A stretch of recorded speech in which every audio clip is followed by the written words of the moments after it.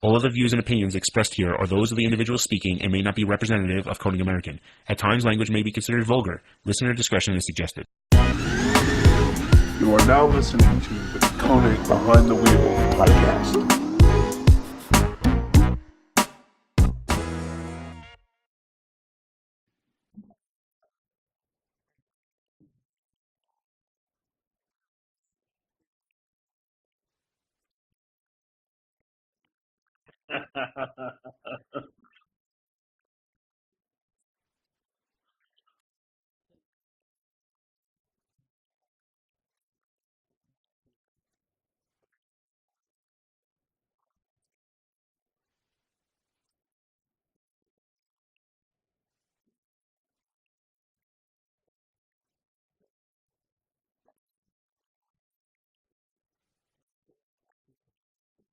Yeah, you can insert the video right here.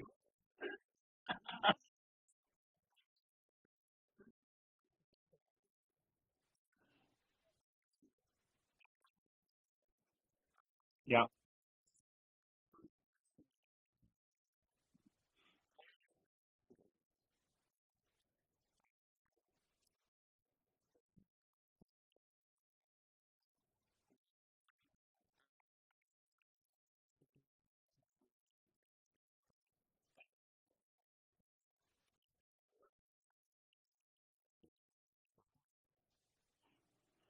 Yeah, I think I put a quote from him from that interview that maybe you can recap for people here in a minute, since I'm working a little light-handed here at the hotel. But I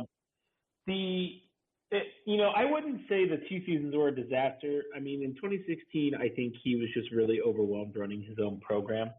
I think it was a lot more than he, I don't know, maybe planned for, bargained for, whatever the case may be. Him and Huddy didn't really seem to work out. He didn't get one top 16. I don't know if it was a matter of them not being able to get him the car he needed or him not being able to communicate with those guys. I would call that year a disaster. He left. I will give him some credit though. It's not like he stuck around. He was helping Kelsey Rawlings in her Pro 2 season. So I mean, he kept himself involved, and now through however he seems to be working in that drift cave 14. I don't know. It's just fun kind of watching him go out there. I mean, he's really kind of putting it up to some of the big dogs, and it's kind of almost reminiscent of Matt Field back when he was in the highlighter 14. If you remember his battles with like Daigo Saito in that exact car. In a way. So I think it's a good testament to Matt Field too. He's probably not going to get as much credit, but it is a drift cave car. It's his old pro car, so I think that's really neat. And then, yeah, I think that about covers it. I mean, if he can keep that up, I mean, he could have a top 10 finish. And I think if anyone asked Pat Goodin at the beginning of the year, would you like to be in the top 10? I think he'd be pretty happy with that. So, okay, yeah, please do.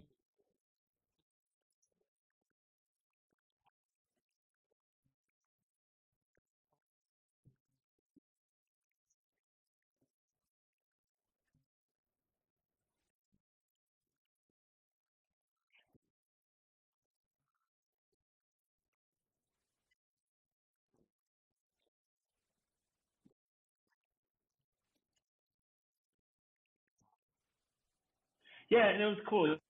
He was actually out at Hyperfest this weekend. I saw him and talked to him for a little bit. It's kind of cool. He's helping out and supporting NMLZ, so it seems like he's just keeping himself involved in no matter what way. He's like, I appreciate that, while he's being a Formula Drift Pro 1 driver, he's willing to work on a Pro 2 driver's team as well. I think it speaks a lot to his character, and I think that's probably a template for some other guys who really want to be in the sport. Like, I don't think just because you're driving in Pro 1, you're above, wrenching on a yeah. Well, you're not above wrenching on a team, and you're not above changing tires. And he was driving the truck around, like I don't know.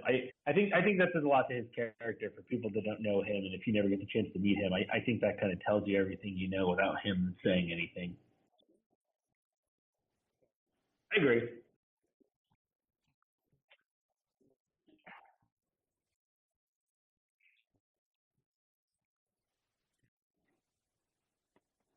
for sure.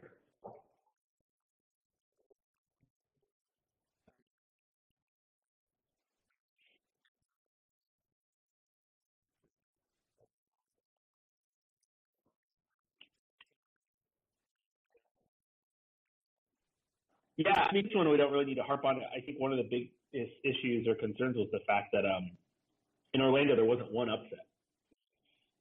So it was, top qualifying guy, one. And it was like, okay. So, Atlanta, we had a lot of mix-ups. There were a lot of upsets. There were a lot of really good battles. There was some funky qualifying positions. It was kind of refreshing to have a competitive and interesting top 16. Or top 32, sorry.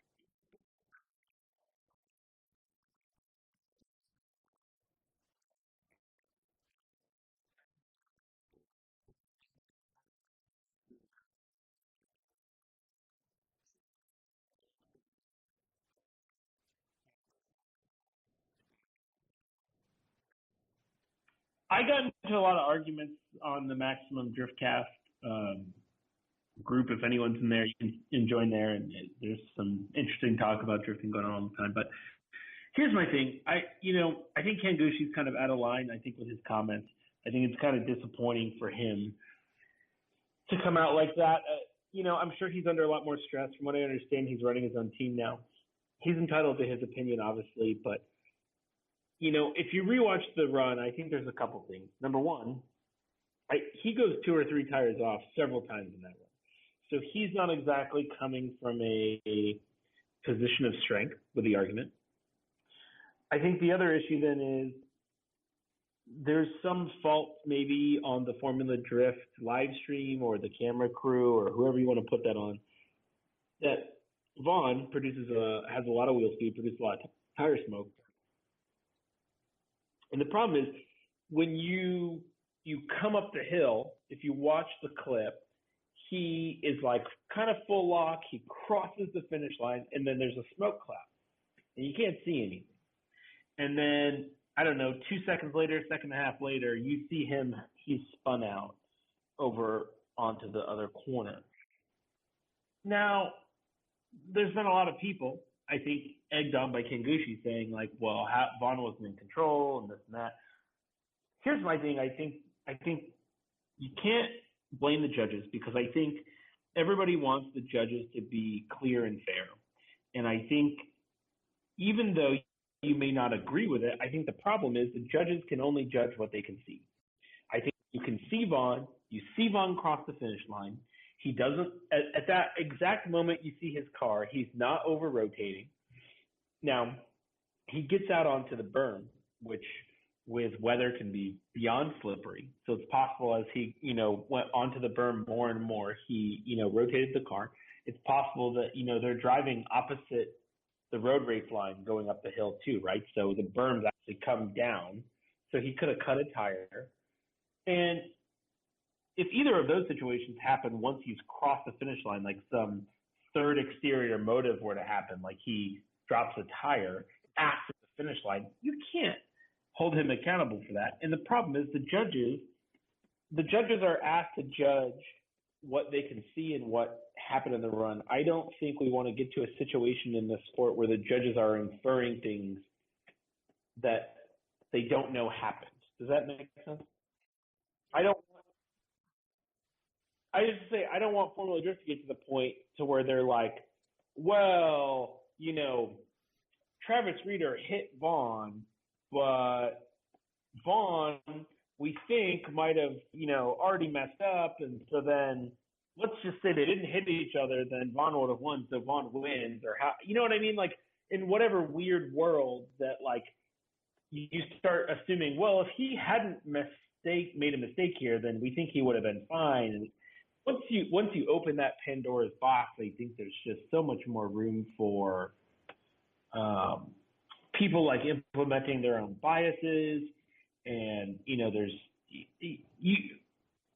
listen, I get it. I think it's a tough deal. I also think if the roles were reversed, let's say, and there was an underdog battling Vaughn, and that guy spun out, let's say Jeff Jones, right? I think nobody really doesn't love Jeff Jones. He's an underdog, he's a low budget team. Let's say Jeff Jones was in the lead, and Fredric Aasbo or Vaughn or Forsberg, one of the top dogs, James Dean, was chasing and Jeff Jones won, I think if you put the shoe on that foot, I don't think anybody would be calling for some, injustice that he wasn't marked off. In fact, I think if Jeff Jones was said to have spun, I think people would be losing their mind too. So I think there's something just to consider with, obviously there's a lot of emotions involved in racing in general, but, it is what it is. If there were different camera angles, I think maybe we could have a different conversation. If I thought they made a mistake, I'd be one of the first people to accuse them. I think I have a long track record of not putting up with formula dress judging when I don't agree with it. But I don't know. I just feel like it's kind of a non-starter in the situation those guys were in.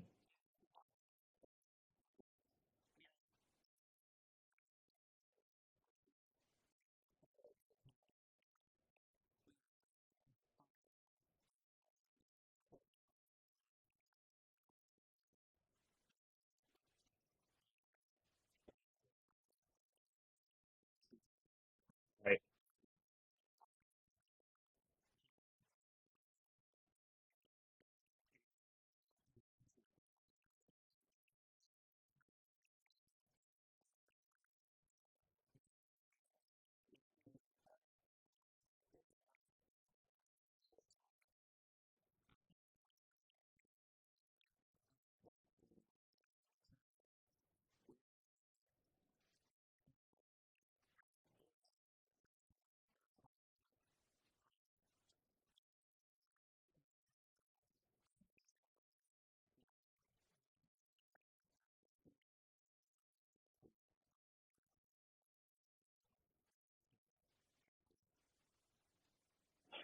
First, I want to say, if you haven't listened to me and you did an interview with Travis Reeder, I think it's like a 3-part series. You should definitely listen to that. I think you'll gain an enormous amount of information about this car. I think what they're trying to do. I don't know. I was kind of blown away. I think it seems to me like there's a lot of budget behind this, and I think these guys seem really determined. I think I don't know the owners. I've never really talked to anyone from Napoleon. I didn't actually get a chance to see Reeder at Road Atlanta. He was too busy big dogging in his VIP trailer, I think, to hang out with me, which I understand. But listen, it seems to me that I think the program is a success.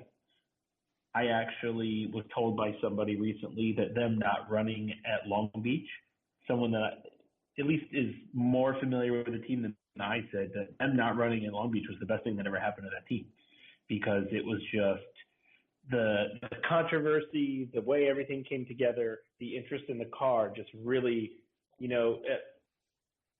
was saying, I think with one of their sponsors, it was like one of the most trafficked things that company had ever posted. So it seems to me like it's going well, but I think there's a life cycle to this PR hype. If they need to come up with something at some point this season, I think Travis needs to win a tandem battle. I think he needs to show that the platform can be semi-competitive, because, right now they've got the donut media video. They've got all this attention. I think Travis is a really talented driver. I don't want to discredit his ability, but he's doing something no one's ever done before. So I think there's these elements of difficulty, but he's qualified. So that was like the first checkbox. Can this thing qualify for a drift? The track allowed him to drive. He performed. So it's like he's got the first kind of like weight off his shoulders, but it's like now we really need to actually, he did get a tough draw in tandem, but as far as an American muscle shootout went, Chelsea Zanofa made that car look pretty bad.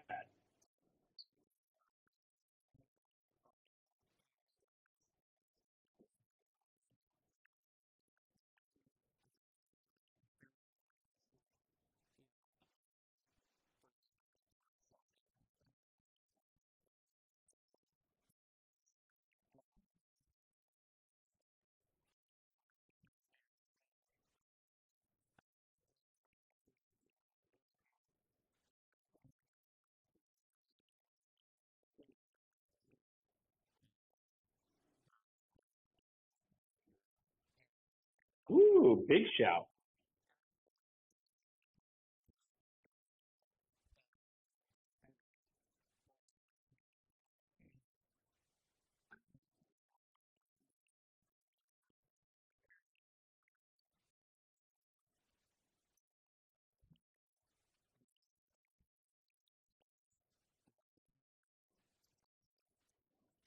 Right.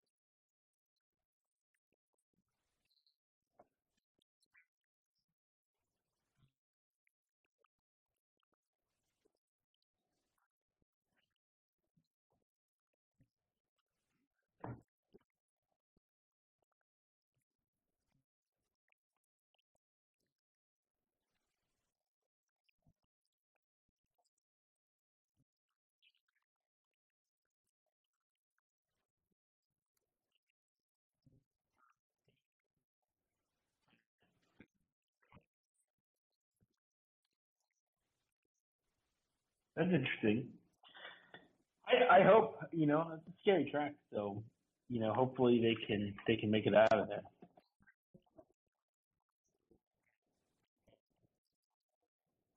Yeah, I know.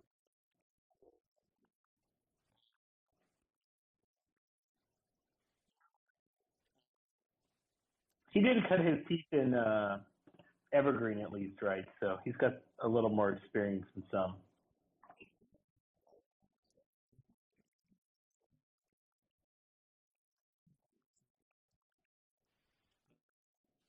Hmm.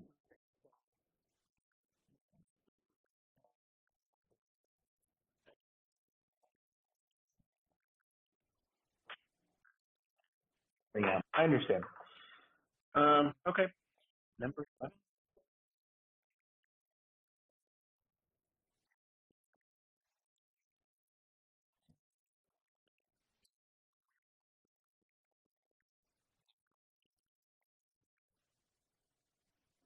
Yeah, I don't know if we need to make a long story about this, but I think it was worth mentioning just because I think most people should know or probably been told if you're ever going to go to one Formula D event, I think Road Atlanta is the one. If you're coming from like out of country or you're just going to do a Saturdays for the boys trip, I think Road Atlanta is where you need to be. I think the energy's there. Um, However, to me, I was very surprised with the rain, with the bad weather, with the delays. There were a lot of people in the stands, man. I wouldn't have been there. You know, I would have at least been watching the live stream from my car. How about that? You know, so to me, I was like, man, the rain didn't really. I mean, it looked full. I mean, Jared, I think for the final or the final four, asked everyone to turn their, like flashlights on so they could do like a shot, and there were a lot of light. I mean, there's just a lot of people there, and so that was kind of my thing.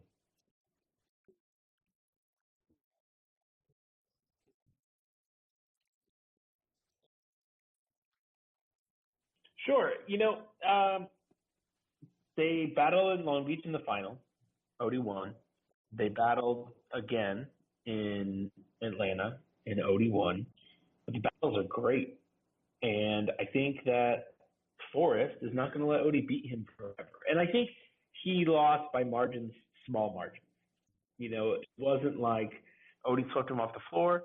And I think when I think about like the great rivalries and battles of Formula D, a lot of them are, I get really excited when I see Vaughn and Chris line up, but they've both been in Formula D since 2004.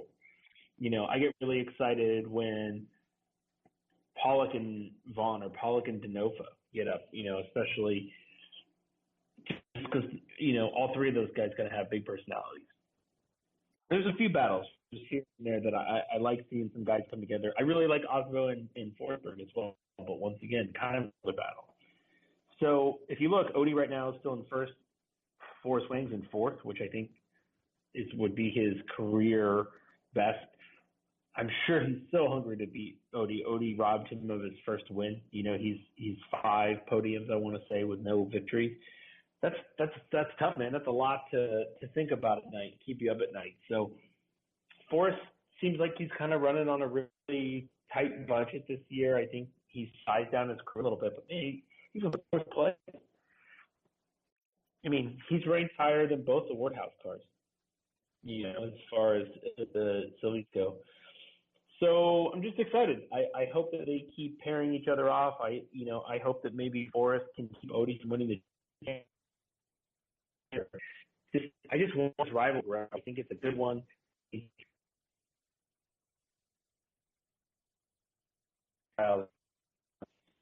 Forrest has skills a little low, is flashy, he does big flicks, and Odie is like the polar opposite of that. Odie is like a little more conservative, has a real basic look to the car, is very engineering driven. The car's higher, it's very methodically thought out. I mean, he owns a suspension company.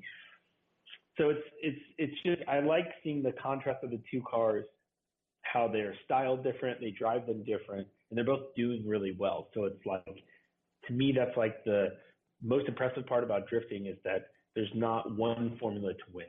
And I think when you look at drag racing, when you look at road racing, I think that's one of the things that drifting has an advantage to. Like in drag racing, there's one way to win. You make your car faster. You sacrifice everything to make your car faster. You spend more money. You lose weight. Not you. I mean, you can as a driver, but you take weight out of the car. Like there's not a lot of room for your own personal expression, I guess, in a way. You, I guess, could compete in different classes. If you like all motor, you can build all motor and things. But to me, I think that's one of the special things about drifting. You can take the same car in the same class, but do it completely differently and still be competitive in two ways.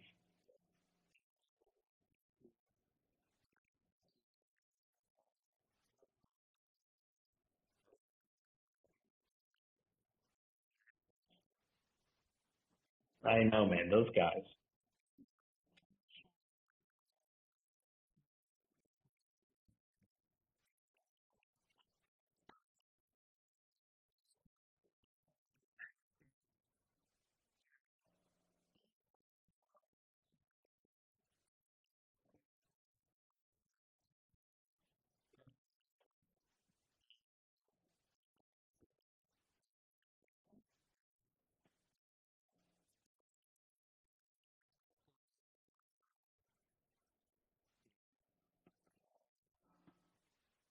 So I think Pro 2 is kind of interesting. There were a lot of guys in Orlando that were, on the podium, got a lot of points, who couldn't even qualify in Atlanta. Obviously, there were some issues. Once again, there was weather at hand. So I think a lot of these guys weren't prepared for these new issues. And then you also had Kendrick Meyer, right, who didn't get points on the board in Orlando and then got second place in Atlanta. So the interesting thing about Pro 2 is it's only 4 rounds. So points matter a lot. When you win one event, you already have 25% of the total amount of points that can be gained in a season. 350 points realistically, somewhere you can probably break 325, 330 points. You're probably going to win a championship. So one win already has you maybe, let's say, 33% of the way to a championship. But it kind of all fell apart here because Trent Beecham got knocked out early. Josh Robinson won. He had got knocked out early in Orlando. Kendrick Meyer went from a 0 in Orlando to a podium. Now, in third was Garrett Denton, who kind of also did the same thing. It's kind of crazy. It's all over the place. So it's a lot to process. There's a lot of drivers fighting for 16 spots and then going to the podium. I think we go on a pretty long break now, so we've got nothing going on until St. Louis, which is a mile away. But, sometimes I'm hyped on Pro 2 a lot, sometimes I'm not, but I will say Atlanta was not the prettiest. Josh Robinson rose to the occasion for sure. I think Kendrick Meyer, former U.S. Drift kid, really impressed me as well, even though he lost to Josh in the final. And I'm just curious to see. I think it's kind of wide open, to be honest. I think there's probably, let me glance at the championship right now, there's probably, there's 16 guys within 100 points of the championship, and I think if they could pull up 2 podiums, they could easily win.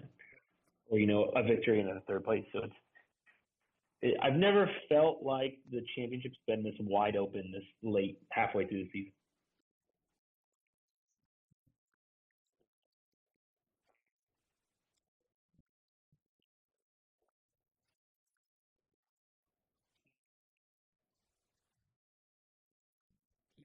I know.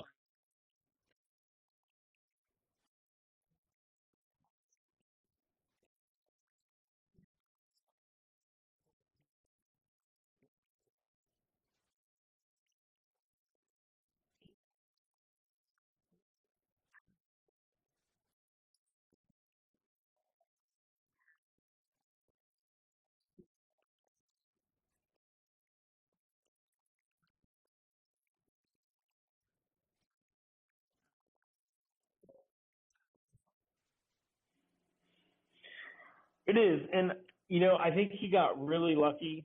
I don't remember which battle now. You could cheat and look at Formula D for me. But, I've been delayed in the airport all day, so I have not studied my notes, unfortunately. But the flat tire.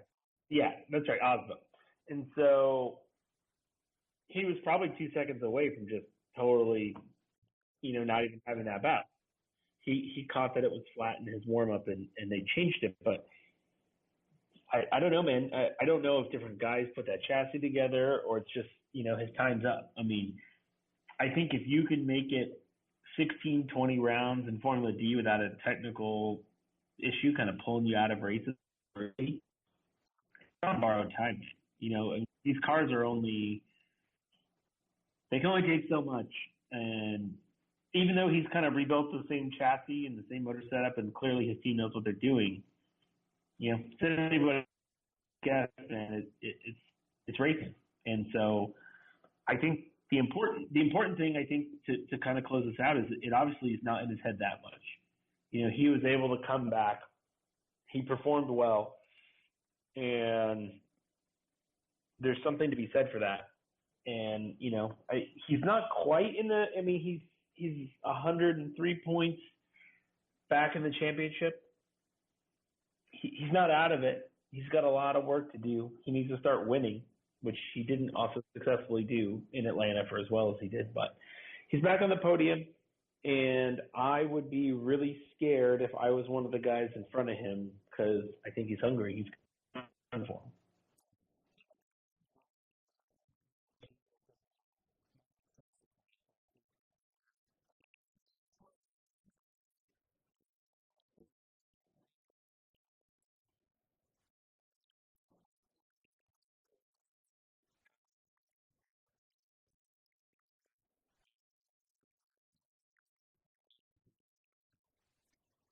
Ooh, big shout.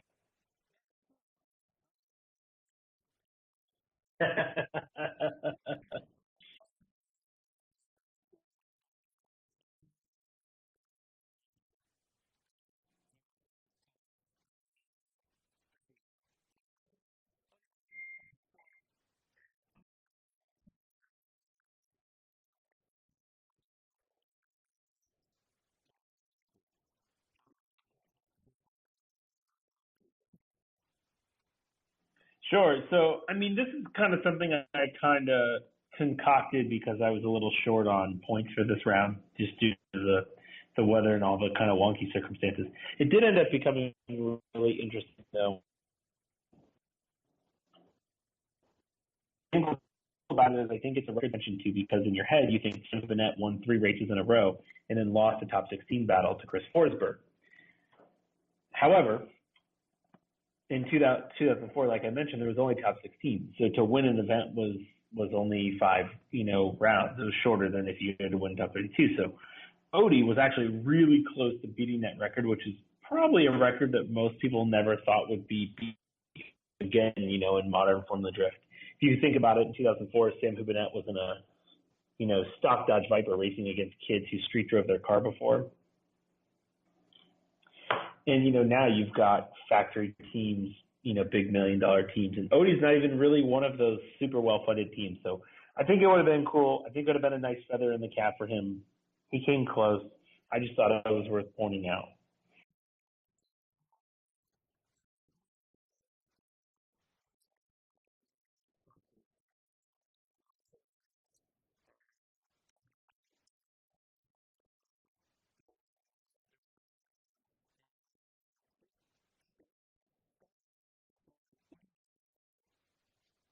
I think it's huge for the team. I think regardless of if you're a Ryan Tuerck fan or you're not a Ryan Tuerck fan, I think it's pretty incredible to watch a team that was so down on their luck. They totaled the car right out of the gate. Didn't even make a tandem battle. They totaled their car in practice, and 60, 70 days later, they're on the podium, almost pushing Fredric Aasbo, I think, to the limit. I actually wouldn't have been upset if I saw that final battle one more time. So I think it was very close. I think it's great. It's a great story. It's a great boost of confidence for him. I think it potentially makes him maybe not a championship player. He is a little behind in the points, but someone that can make things interesting, maybe with that confidence, take out a James Dean or an Odie Bakchis or a Forsberg in Wall and really shake things up. And we actually had already previously recorded this, and it messed up. But when we did, you mentioned that you almost think his new car is better.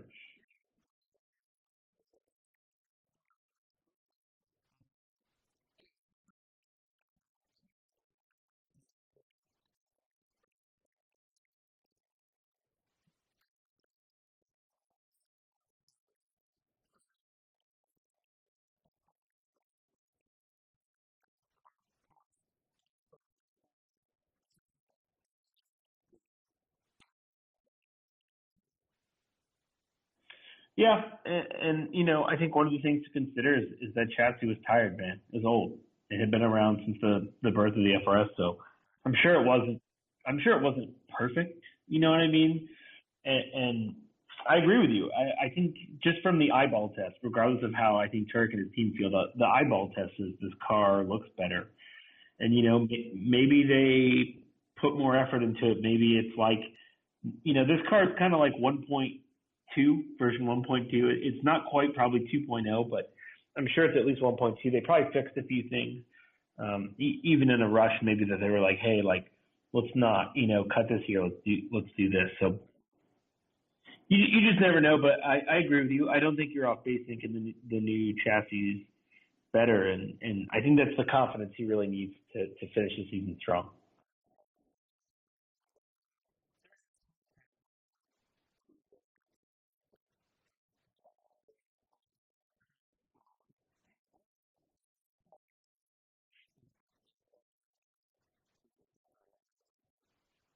I don't think we're saying that. I think yeah, I just think the point really comes from the fact that they totaled the car 60 days ago, and he was in second place. Agreed. That's what I said. Even if you don't like Ryan Tuerck, if he's not your favorite driver, I think that's impressive for any team at any funding level to turn that around that fast. I don't know. I'm just saying, people have their favorite driver, right? Like, people are like, I only like Von Gittin Jr. because, I love Mustangs, or I only like Fredric Aasbo because I only like Scandinavian people. I don't know how people gain their fans.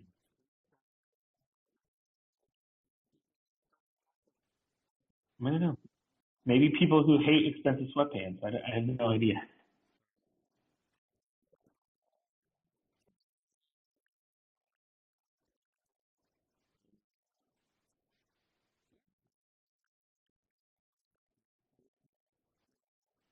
I think when the weather came, I think I immediately put Fredric Aasbo as a 50% chance to win the event. He's just, he's like I want to use this comparison, but he's kind of like the Ayrton Senna of Formula D, I think, when the rain comes. He's just got that weird balance. I mean, for anyone who is a big F1 fan, they kind of cover it in the documentary about his life Senna if you want to watch it, but there was something about when the rain came that he just could, one of the problems in the rain is you have to brake a lot sooner, you have to get on the gas slower, and he just had this amazing ability to have the car function so close to the dry conditions when no one else could figure out how to do that. And I kind of feel like that's how Fredric is. He just, you heard a lot of the drivers, if you watch the event, say, we want the track to be, we want it raining so the track is completely wet, or we want it to be dry. Right, where you're pedaling it, and then there's grip, and then you're pedaling it. And I think Fredric Aasbo is a driver that is not as concerned with that. He doesn't seem to be. I mean, I'm sure it's still challenging for him and more difficult, but regardless of what the weather looked like, he's performing at the same level. And I think you can clearly see, I think just by looking at what happened in Pro 2, that a lot of people do not have the ability to perform the same in various weather conditions.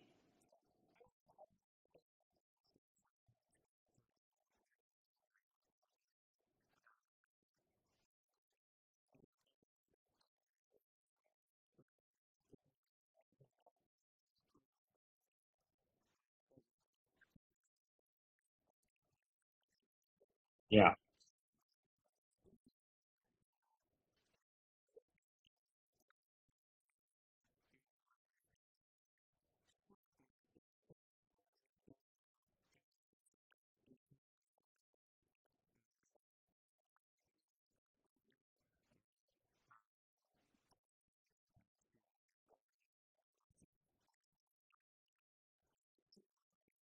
Yeah. I think huge props to him. I think he deserved it. I think he's probably really sour about last season losing the championship by 4 points. I would be, and so I think he's coming for everybody. And I think if the rain gods come to New Jersey, he's probably going to be more excited than most.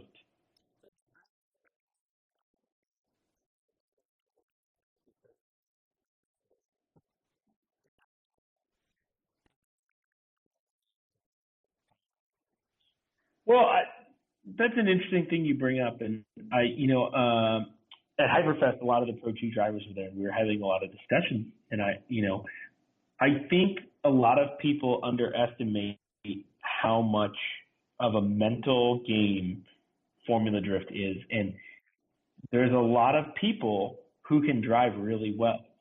There's even a lot of guys that can drive really well in qualifying, but it's a big difference when you're on TV.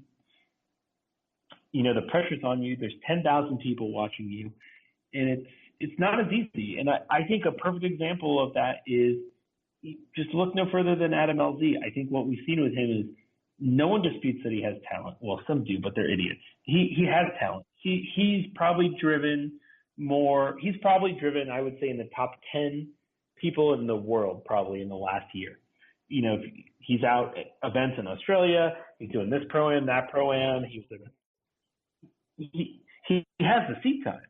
But the thing is he's stepped into Formula Drift, and what he doesn't have is that he doesn't have experience with that mental challenge yet. I think that's something he has to figure out.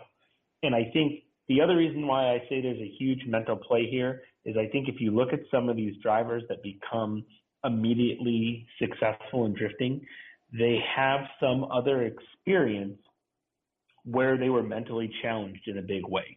Look at Al Conadale. He came out of the gates flying. He was also a professional jet skier. You know what I mean? Like, he already understood that mental. Yeah, he was. So, there's a lot of guys that have transitioned from like a BMX standpoint. You look at AJ Muss, who's in Pro 2. He was an Olympic snowboarder.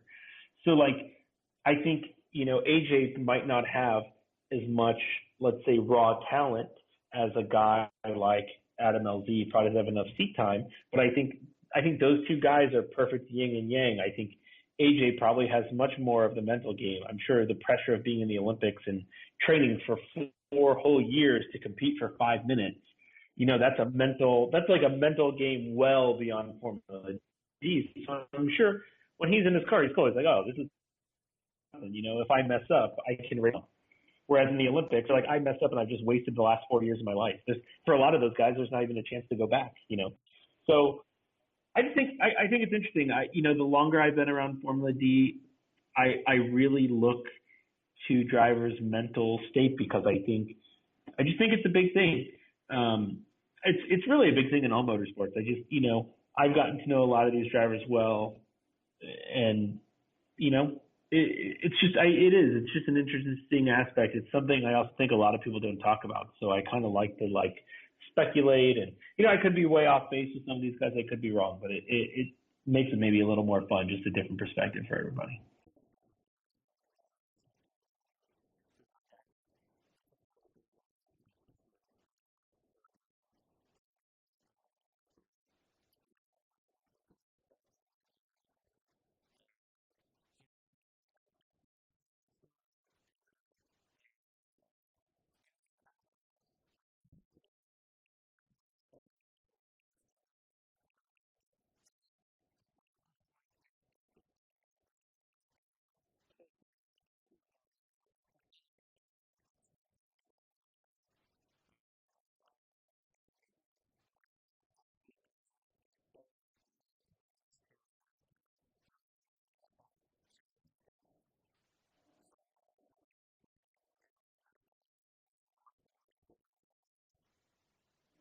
Yeah, and I think before we close, I think I can give a great example of this if somebody wants to see a visual representation of what I'm talking about or the closest thing you could do.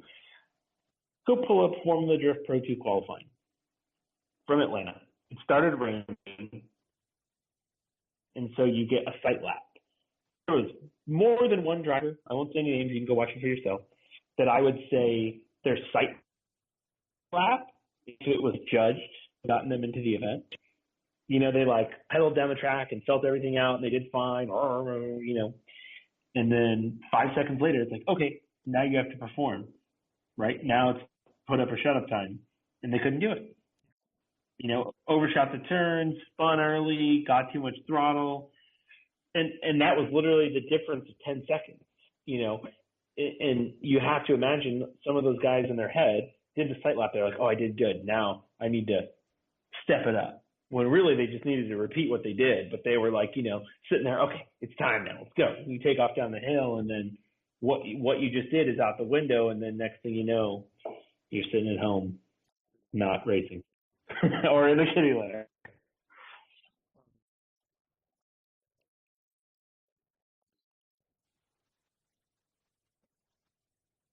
And I get my party on plus.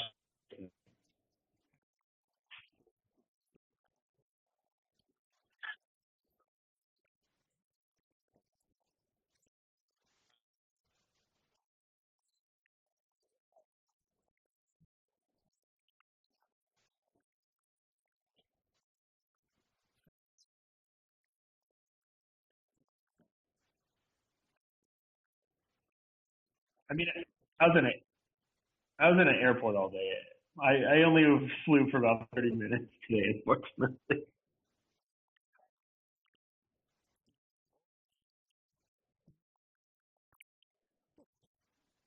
Also in the wrong direction from my home, but that's a whole nother story for another day.